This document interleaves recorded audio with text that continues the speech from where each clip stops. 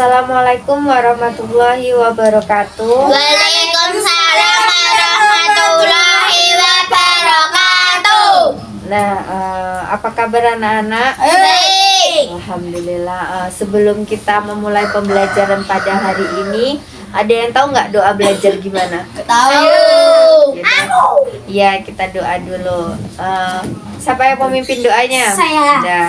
Berdoa mulai. Bismillahirrahmanirrahim. Raditu billahi rabban wa bil islami dinan wa bil muhammadin nabiyyan wa rasula. Rabbi zidni ilma warzuqni fahma. Amin ya rabbal alamin. Oke, mudah-mudahan pembelajaran pada hari ini bermanfaat untuk kita ya. Selanjutnya, salah satu pimpin untuk menyanyikan lagu nasional Garuda Pancasila. Maju ke depan buat pimpin teman-temannya. Nggak apa-apa, dipimpin aja. Kayak mari teman-teman, sebelum kita memasuki pembelajaran, kita menyanyikan lagu nasional untuk menghargai jasa para pahlawan kita. Ayo, cepet Nurul. Nggak apa-apa, nanti ibu ajarin. Cepet.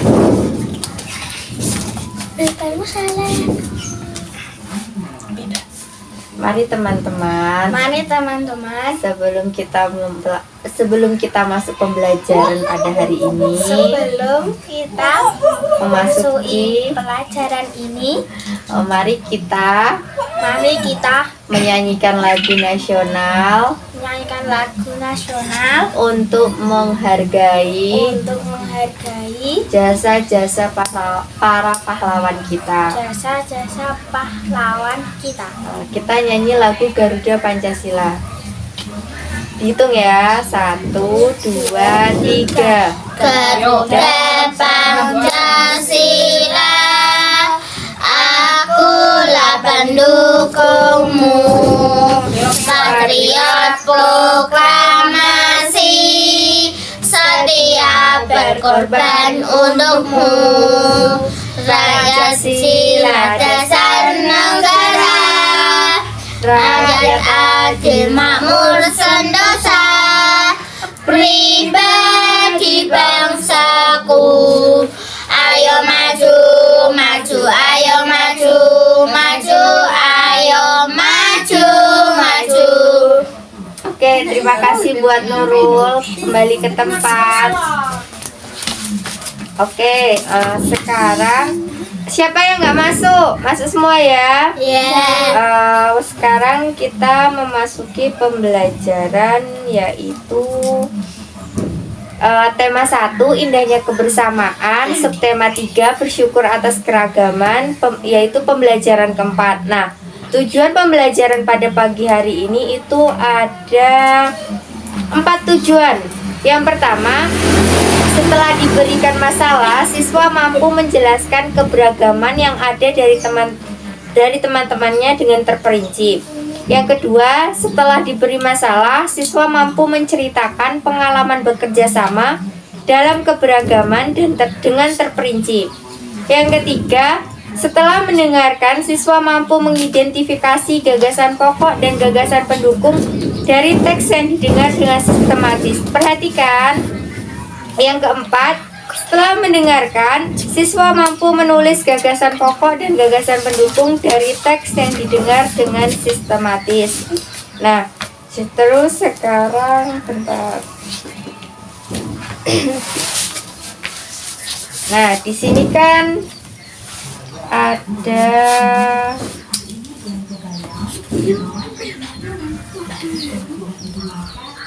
bentar. Nah, pembelajaran yang minggu lalu kita udah bahas apa? Gagasan pokok, gagasan pendukung, bunyi.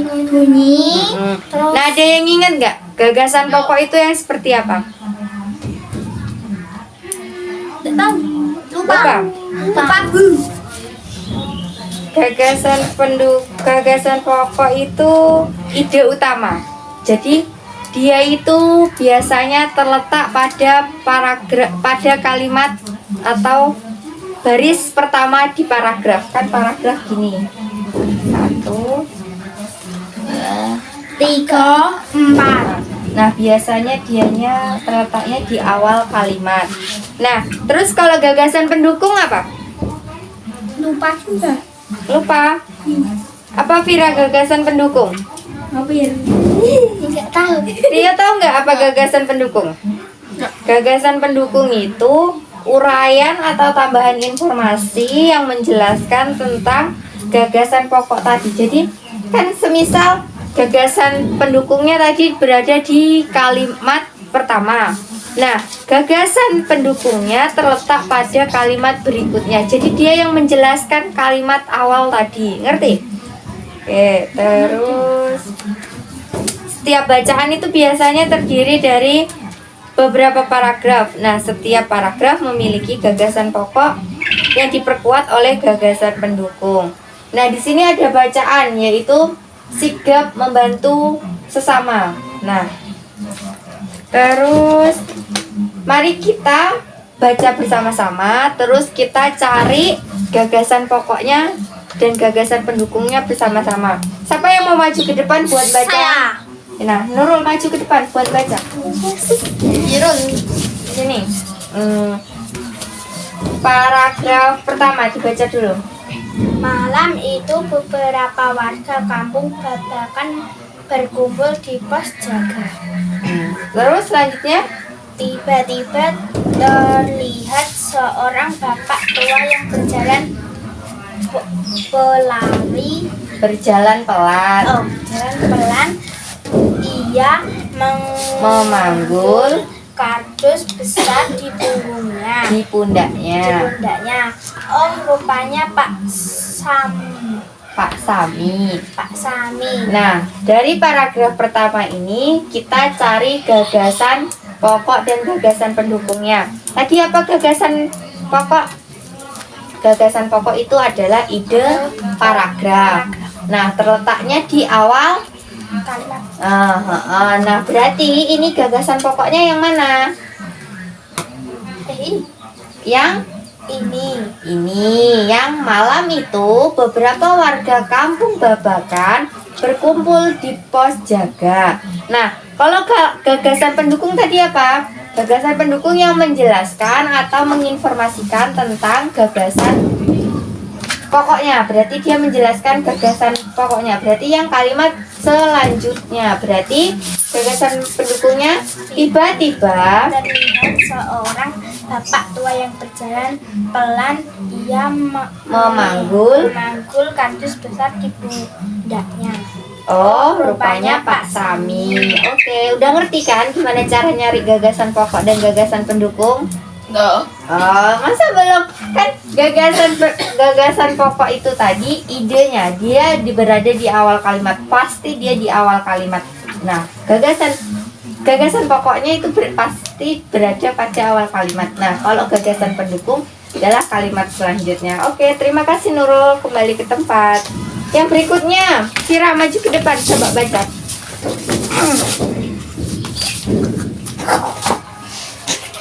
Vira dulu apa Rio dulu? Vira.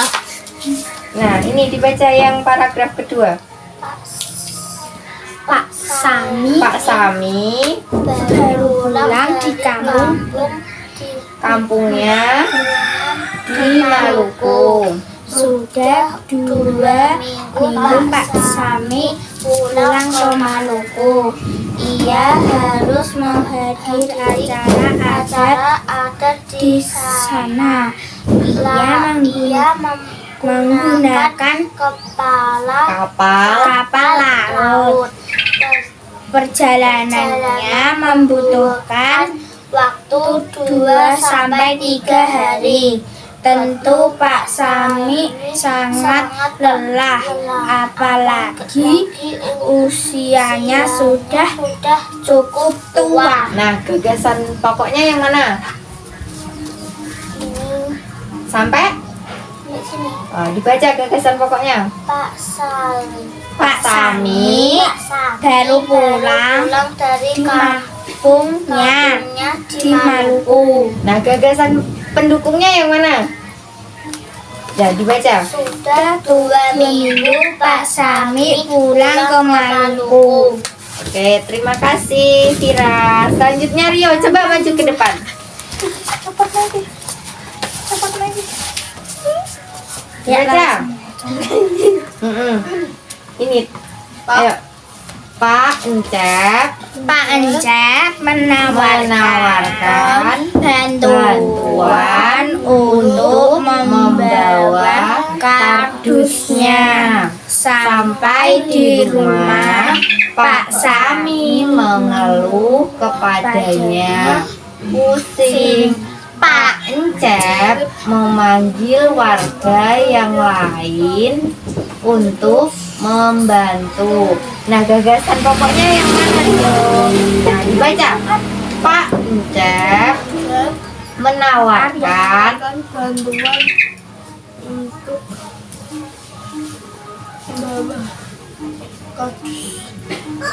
kardusnya. Ini gagasan pokok. Gagasan pendukungnya yang mana?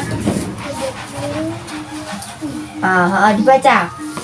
Pak Encep Sampai di rumah Pak Sami mengeluh. kepalanya pusing. Oke, terima kasih Rio. Nah, paragraf selanjutnya Ibu yang akan bacain. Datanglah Pak Made, Pak Udin, dan Pak Nur. Perhatikan, mereka dengan cepat membantu Pak Sami. Pak Made dan Pak Encep membersihkan tempat tidur. Pak Udin mengambilkan dan menghangatkan air untuk membuat teh. Pak Nur membeli makanan. Nah, ini paragraf pertama. Gagasan pokoknya datanglah Pak Made, Pak Udin, dan Pak Nur. Mereka dengan cepat membantu Pak Sami. Terus gagasan pendukungnya Pak Made dan Pak Encep membersihkan tempat tidur. Nah, kalau yang ini, yang terakhir, setelah makan dan meminum teh air hangat, Pak Sami beristirahat. Ia senang warga desa membantunya. Di kampung ini Pak Sami merasa memiliki keluarga. Manfaat yang dapat kita ambil dari bacaan ini adalah kebersamaan dan kerjasama. Nah, jadi intinya dari cerita ini itu sigap untuk membantu sesama. Nah, jadi kan Indonesia itu berbeda-beda tetapi tetap satu tujuan. Nah, kerjasamanya, saling membantunya itu sangat erat sekali ya anak-anak. Selanjutnya, nah, jadi selain kebersamaan dan kerjasama, contoh dari kebersamaan dan kerjasama itu apa? Ini apa? Berkeliling.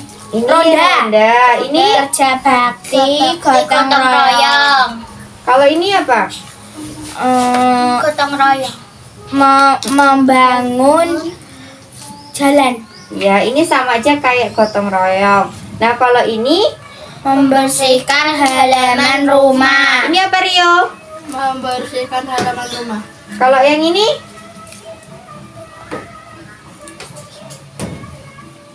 Ini nah. Kerja bakti.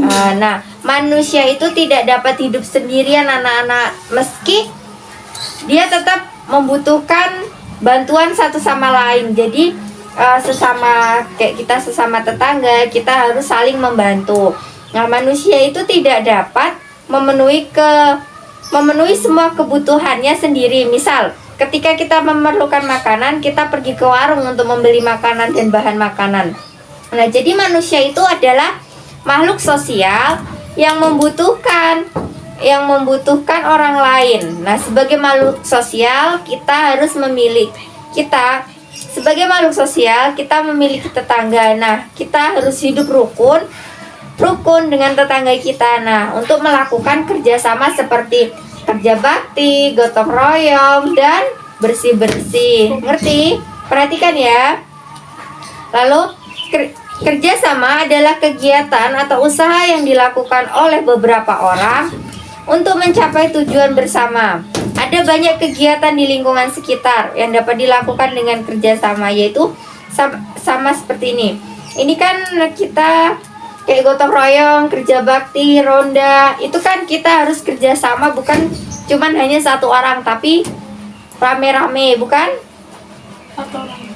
Lalu banyak kegiatan di lingkungan sekitar yang dilakukan dengan kerjasama, baik di lingkungan rumah, di lingkungan sekolah.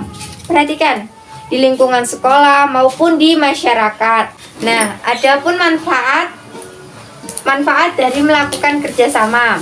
Yang pertama, pekerjaan berat akan menjadi ringan seperti gotong royong, kerja bakti. Kalau kita lakukan sendiri, pasti kan ngerasa lebih capek, lebih berat. Nah, tapi kalau kita melakukannya bersama-sama, kita ngelakuinnya rame-rame, pasti kan jadi lebih ringan. Nah, yang kedua, terciptanya hubungan yang akrab dan saling membutuhkan antara sesama. Jadi kayak kerja bakti, gotong royong itu akan menciptakan hubungan yang lebih akrab lagi dengan warga satu dengan warga yang lain.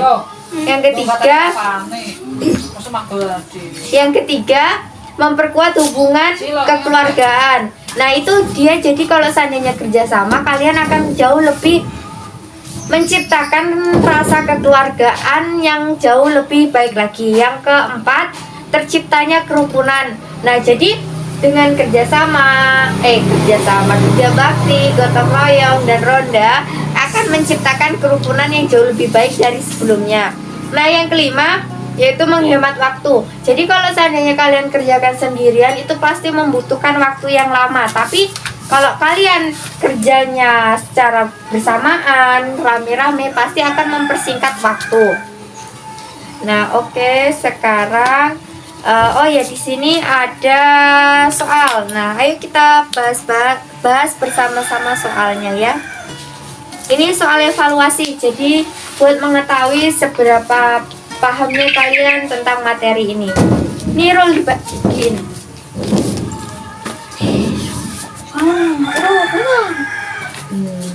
Bentar. Ini nanti langsung disilang ya. Sekarang kalian kerjakan dulu. Nanti kita bahas bersama-sama.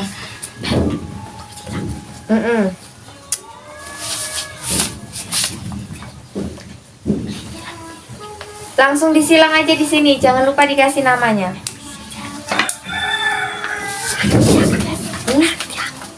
Pokoknya langsung disilang aja di sini, disilang gitu.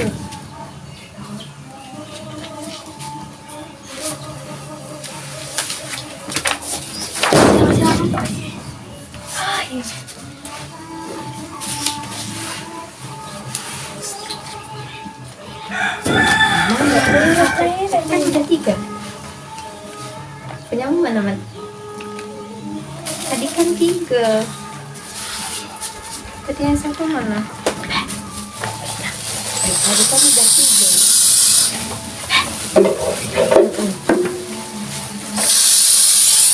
Tadi kan udah 3 aku kasih. Mana?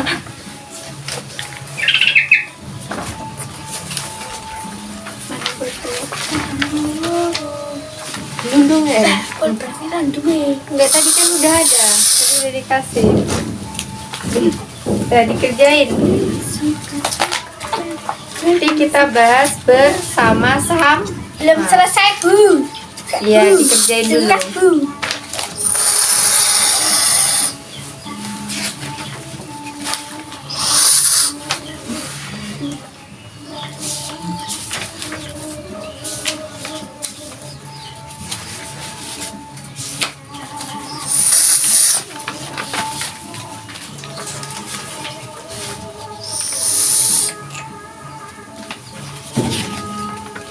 Alhamdulillah selesai, Bu. Sudah. Sama. Rio jangan digituin, tutup pulpennya. Iya, ini cerah.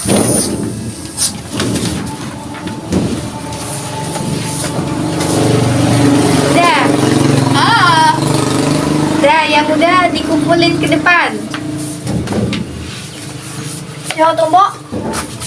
Terus tekan dulu dong, yo. Kasih. Udah dikumpulin. Pir. Cek, debu kurang 1. Ya. Udah dikumpulin. Ngapu sih raga. Udah dikumpulin ke depan, Bro. Cek tabu. Sabar. Ini. Oke, makanya dulu buat itu. Hah? Udah, ayo. Sekarang kita bahas beberapa soal. Tidak semuanya, hanya untuk mengevaluasi saja. Nomor 1. Di sini soalnya sikap kerjasama harus diterapkan di A. Rumah, B. Sekolah.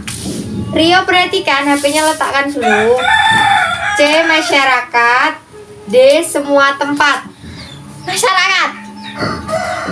Sekolah. Rio apa? Masyarakat. Masyarakat. Jawabannya di semua tempat. Nah, kalau di sekolah, misal di sekolah, kerjasamanya sama siapa? Sama bu guru sama teman-teman. Nah, kalau di masyarakat, Warga. nah kalau di rumah sama keluarga, sama orang tua. Berarti semua tempat kita harus melakukan sikap kerja Sama. Sekarang soal nomor 2. Sikap yang tidak menunjukkan kerjasama yaitu A. Membersihkan halaman dengan adik, B. Melaksanakan piket kelas dengan teman, C. Bermain komputer sendiri, D. Mengerjakan tugas sekolah berkelompok. Yang mana? Main komputer sendiri. Vira?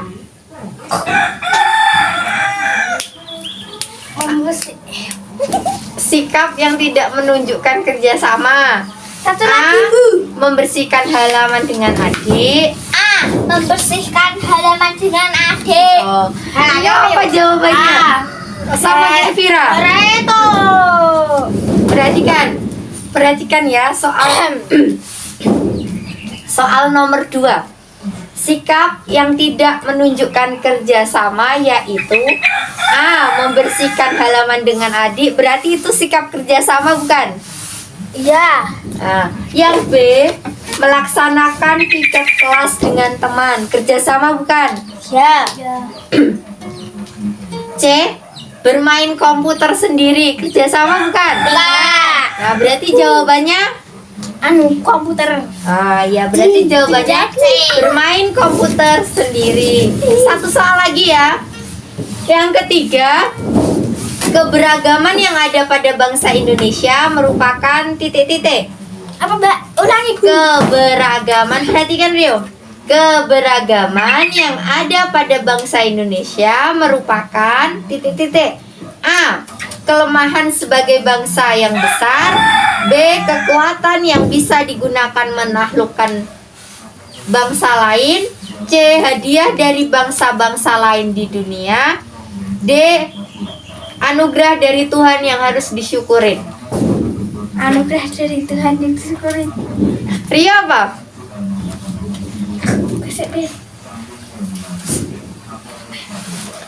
Apa?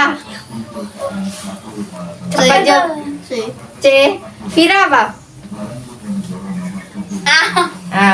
Nih kita bahas ya. Keberagaman yang ada pada Indonesia, bangsa Indonesia merupakan kelemahan sebagai bangsa yang besar. Salah dong, masa dia lemah? Yang kedua, perhatikan.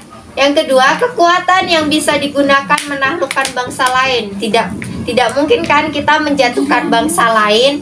Nah, yang ketiga, yang C, hadiah dari bangsa-bangsa lain di dunia. Itu tidak benar. Berarti yang benar adalah D, anugerah dari Tuhan yang harus disyukuri. Nah, pembahasannya cukup sampai di sini. Sebelumnya, perhatikan.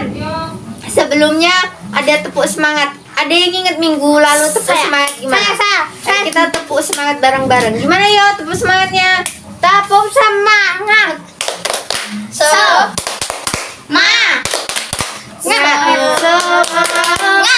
Oke, cukup sekian pembelajaran pada hari ini. Doa selesai belajar gimana? Irul maju ke depan mimpin doa selesai belajar. Untuk mengakhiri pembelajaran. Untuk mengakhiri Geser kemari. untuk mengakhiri pelajaran hari ini Mari kita berdoa mari bersama-sama. kita berdoa bersama-sama. Bismillahirrahmanirrahim. Wal asri innal insana lafi khusrin illa alladziina aamanu wa 'amilus sholihati wa tawassaw bil haqqi wa tawassaw bis sabr. Alhamdulillahirabbil alamin. Terima kasih Nurul, silahkan kembali ke tempat. Oke, pembelajaran pada hari ini cukup. Ibu ucapin terima kasih atas partisipasinya. Tetap jaga kesehatan, tetap semangat melakukan pembelajaran secara daring. Semoga ilmu pada hari ini bermanfaat. Ibu akhiri, wassalamualaikum warahmatullahi wabarakatuh. Waalaikumsalam.